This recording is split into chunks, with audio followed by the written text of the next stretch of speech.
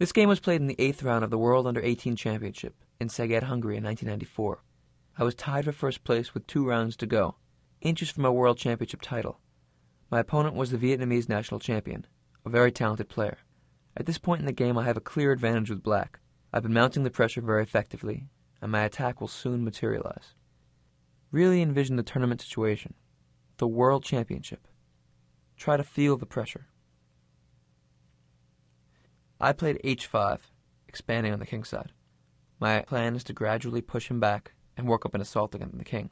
He played queen d1, queen h7. So you can see in a position like this, in which there aren't so many flurries of tactics happening everywhere, that the players do become pretty connected. We're seeing similar possibilities. He knows what my plan is. I know what his plan is. The question is who will succeed. I played queen h7 at once to eye my h5 pawn in case he wants to play bishop takes f4 and queen takes h5, and also potentially to play knight g6 and h4 to try to actually win his piece.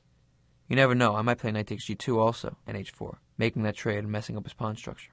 I have a lot of possibilities, but for the moment, I'm just going to play rook f7 and rook f8. Here he stopped all those different tactics, played bishop takes f4. Now how would you play?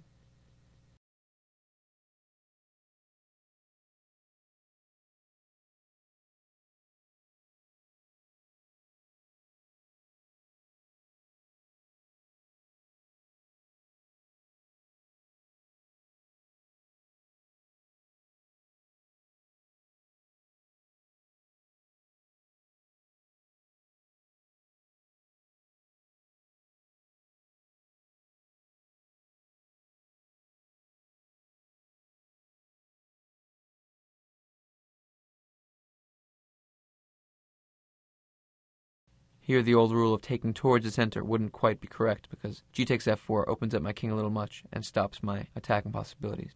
After e takes f4, my plan of g4 and later g3 or f3 or something like that will be very strong. He played e5. What would you do now?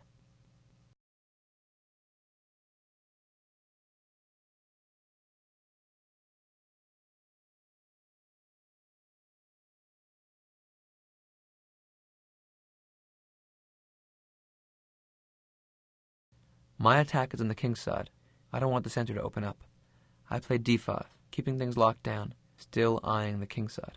He played d4. I mounted the pressure a little more with g4. So far, from the very start, this has been an excellent game with black. He played queen d3, offering an exchange. What would you do now?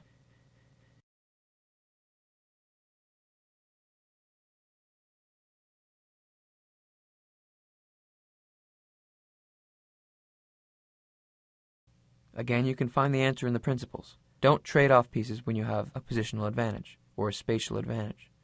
Rook f5, continuing my plan of building up on the king side with rook f8 and blocking the queens. He played f3.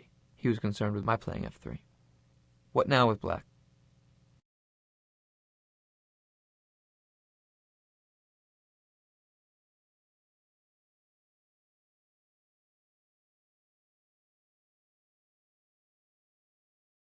It became apparent at this point that the g file was going to be critical, not the f file. King h8, planning rook g8. A slow mounting game. He played king f2, getting off the g file. His plan now will be to bring his rook to g1 to challenge my control of it. I played rook g8, and now he tried rook h1. He didn't know what was going to open up, and I think at this point he was considering having one rook on h1, one rook on g1, putting all of his pieces into the defense of the king side. And now after rook h1, I calculated very deeply and played g takes f3. He played g takes f3. Of course, after queen takes f3, rook f to g5 would be decisive, because I threatened both g2 and a queen as a discovered attack against the c2 square. White's in big trouble. He had to play g takes f3. Do you see what my idea was?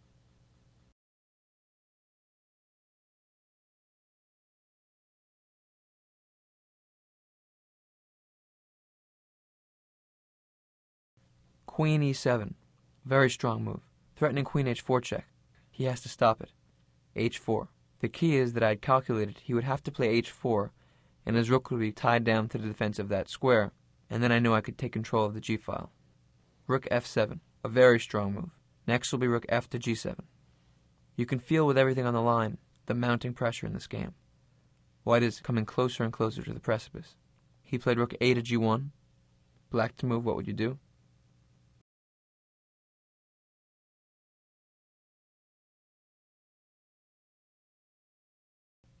rook f to g7. Now black's going to control the g-file because of the critical weakness on h4. Now I should mention that intrinsic in this kind of position is the principle of two weaknesses. His a3 pawn is hanging.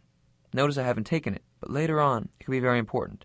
If I have a pawn structure like a pawn on b5 and a pawn on a4 and I win that a3 pawn, then that will be very telling in an endgame. So all of the middle game discussion evolves around the reality that in an endgame, if I win that a3 pawn, which is a principal weakness, for example, my queen on e7 hits two weaknesses on h4 and a3, and if we trade off enough material, he won't be able to defend them both. So from one perspective, I don't want to trade off because I'm attacking. From another perspective, the trades will be good for me because of his endgame weaknesses. So his position has problems on many different levels. After rook fg7, he's reached a crisis point. My threat is rook takes g1, queen takes h4 check, which will win. If he plays rook takes g7, then I simply play queen takes g7, and he can't challenge my control of the g-file anymore. My next move is going to be queen g3 check. Big trouble. He decided to give up the pawn in a way that would give him some hope of counterplay.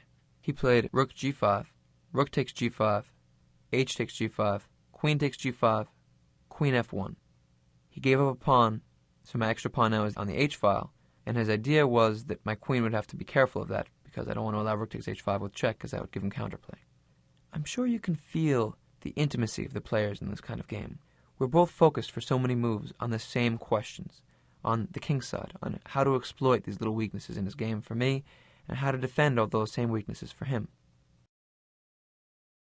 The game also has the character of maintaining the tension. I'm maintaining the tension, and he's trying to survive in it. I played queen f5, he played queen d3. I was attacking the c2 pawn, just repeating moves, moving one step closer to time control on the 40th move. After queen d3, I went back to g5, he played queen f1, I played queen g3 check, he played king e2.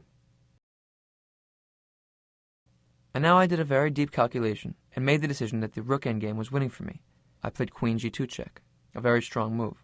Now if he plays queen takes g2, rook takes g2, and say king d3, then I can play simply rook g5. There's very little that white can do. I can improve with my king, penetrate on the king's side, and remember that second weakness on a3. I made the judgment that this position should be winning for black. And here came arguably the most incredible moment in my chess career. This is the World Championship game. I was the American national champion. He was the Vietnamese national champion. Both of us national champions for our age group under 18 years. That's the way the World Championships work. Everyone sends their national champion, and the winner of the whole thing gets the world title. I'm far from home in Hungary. There's spectators everywhere. People are watching on televisions. People are talking about the games.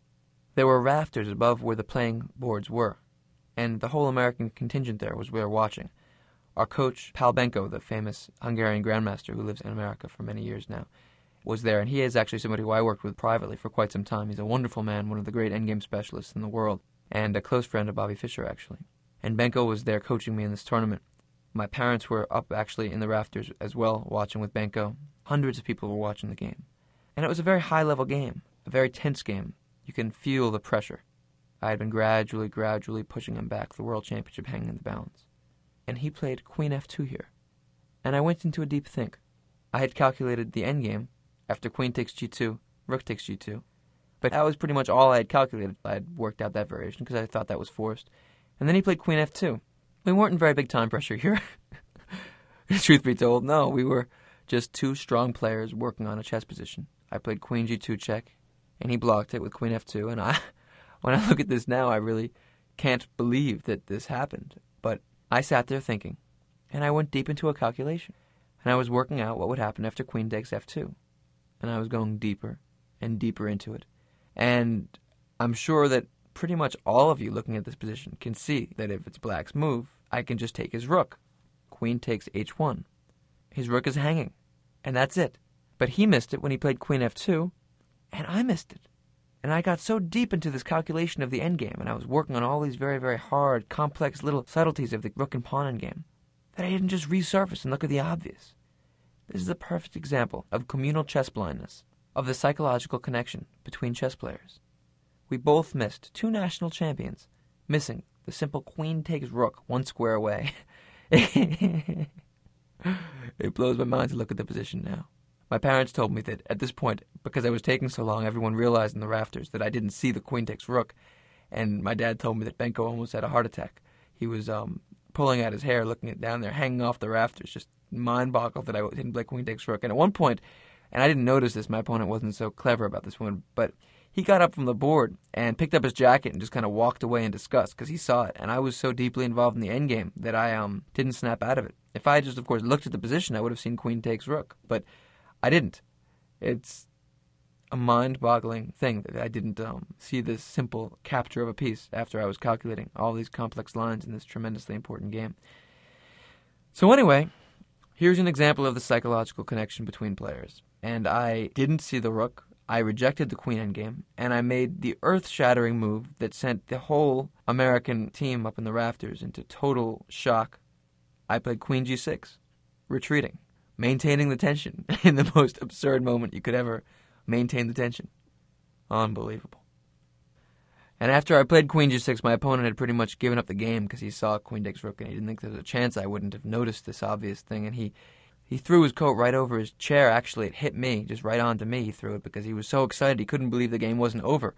And he was back in it. So here we were. And I didn't even know what was going on. And the truth of the matter is that I didn't even know until after the game. People told me well after I went on to win this game that I had missed queen takes h1. Now the question would have been, given the context of this course, is how I would have responded had I known. What if I had realized right after playing queen g6 that I could have just played queen takes h1? What if I had actually been colored by the emotional reality of, oh my gosh, I just missed a forced win in the second to last round of the World Championship? This would have been a real test of my stability. As it was, I was just involved in the struggle of the game. I played queen g6. So the game continued now, and you can see the tremendous struggle. I'll show you what happened now, because it's pretty interesting given the humor of that last moment. My opponent was so excited. He played king d2, defending his pawn, and he was back in it. Now I played queen f5. Now this is a perfect example also of two players, after we had this tremendous connection and are both missing this obvious move, being entirely disconnected, because he was involved in the reality that he had just been totally lost. He'd given up the game completely, and now he was back in the fray, and I had all along been emotionally just playing chess. So at this point, because he saw a little more than I did, I wasn't so thrown off by a seesaw as he was. He played rook h4, preparing to play queen h2, hitting h5 and f4. I played rook g5. Now if he were to try queen h2, then after queen g6, I'm defending the h5 square well, planning rook g2 check. And if he tries queen takes f4, then rook g2 would lead to mate. If he goes to c1 or d1, I play queen takes c2 with check. And if he goes to e1, I play rook g1 check. Now after king f2 or e2 or d2, I would play queen g2 check. And now if he plays king d3, then after rook d1, king e3, queen d2 mate. And if he plays king e3, rook e1, king d3, queen e2 will be mate.